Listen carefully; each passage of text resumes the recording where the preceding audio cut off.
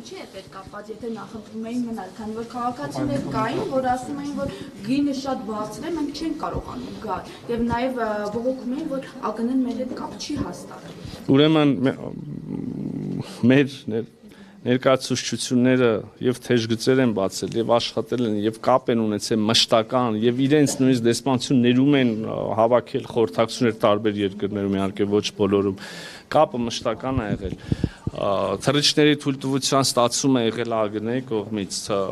դեղորայքի մատակարարումը տարբեր դեպքեր են էլի եղել, կարող է կա քաղաքացի, որի հետ կապ ա եղել, ոչ իրան դեղ են տվել, ոչ չգիտեմ, տոմս են առել, եմ ասում երկիրը բան չի արել մեր համար։